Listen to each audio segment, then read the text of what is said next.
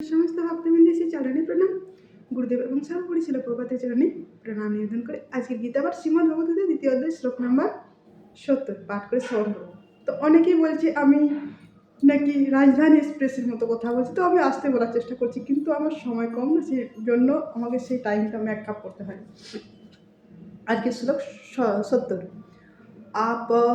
আপুর্জমানম অচল প্রতিষ্ঠম সমুদ্রমাপ প্রবসন্তি যৎব তৎপৎকামজ প্রবসন্তি সর্বে শান্তিমাপ্নোত ন কামকামী। অনুবাদ: বিষয়কামী ব্যক্তি কখনোই শান্তি লাভ করে না। জলরাশি যেমন সদা পরিপূর্ণ এবং স্থির সমুদ্রে প্রবেশ করেও তাকে ক্ষোভিত করতে পারে না, কাম সমূহ তেমন স্থিতপ্রজ্ঞা ব্যক্তিতে প্রবিষ্ট হয়েও তাকে বিশুদ্ধ করতে পারে না, এতএব তিনি শান্তি লাভ করেন। তো আমরা আগের শ্লোকে দেখলাম ভগবান বললেন যে ভক্তরা কিনা সাধারণ লোক যখন ঘুমাবে আর ভক্তরা তখন জেগে আনন্দ উপভোগ করবে।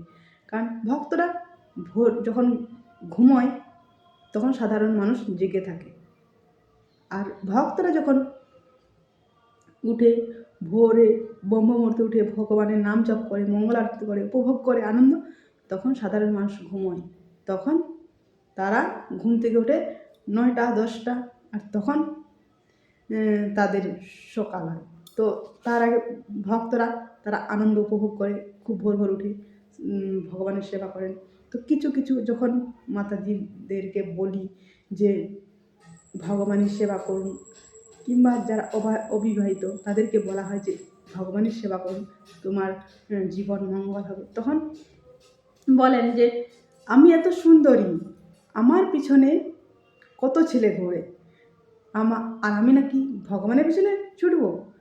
তো সেটাই, আপনি এত সুন্দরী আছেন, আপনার রূপ যৌবন কতদিন আপনি ধরে রাখতে পারবেন?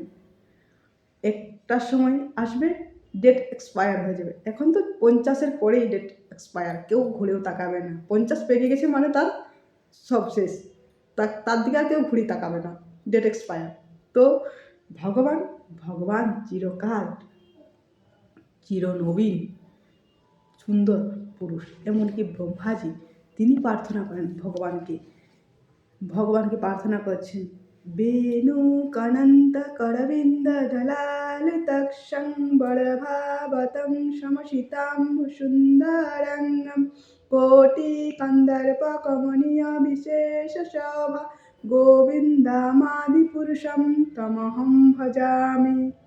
অদ্বৈতমচ্যুতমনাদিমনান্তরূপম মদ্যম পুরাণ পুরুষ নবযৌবঞ্চ বেদেষু দুর্লভ আত্মার ভক্তি গোবিন্দমাদি পুরুষম তমহং ভজামি। জন্নিঃশ্বাসিত কথা মথাবলম্ব জীবন্তি লম জগদন্দনাথ বিষ্ণু মহাংস ইহ সকলা বিশেষ গোবিন্দমাদি পুরুষম তমহং ভজামি।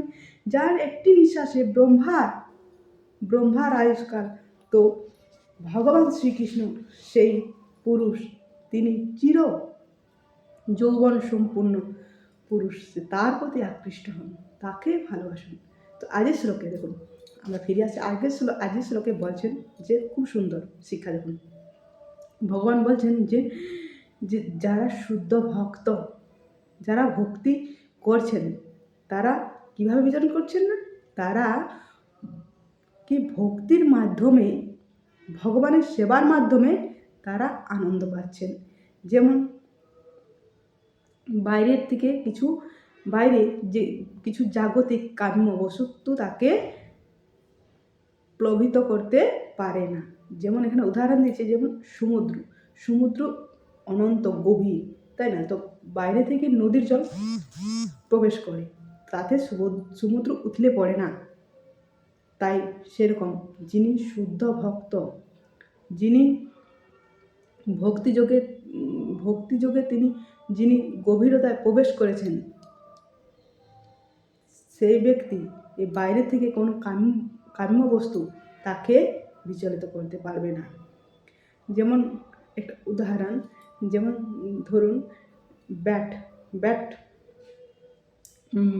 ব্যাট ব্যাট বল যারা খেলে, যেমন যিনি ব্যাট ধরবেন, তো সেরকম যারা ভক্তি করছেন তাদেরকে কী করতে হবে, ব্যাট ধরে যে বাইরের যে জিনিসগুলো তারা আউট করে দিতে, কিছু কাম্য বস্তু আছে তাদের আউট করে দেবেন, কারণ ওটা যদি না আউট করে নিজে আউট হয়ে যাবে। সেই জন্য তাদের বাইরের কোনো জিনিস, তা কাম্য বস্তু, কোনো বস্তু তাকে প্রভাবিত করতে পারে না। স্থির থাকেন তিনি, তিনি কেবলমাত্র ভক্তির মাধ্যমে ভগবানের সেবা করে আনন্দ উপভোগ করে। একবার ভক্তিযোগে প্রবেশ করুন, ভগবানের সেবা করুন, তাহলে জানতে পারবেন যে ভক্তিতে কতটা আনন্দ পাওয়া যায়। তো আজ এই পর্যন্ত, পরবর্তী আলোচনা পরে। হরে কৃষ্ণ।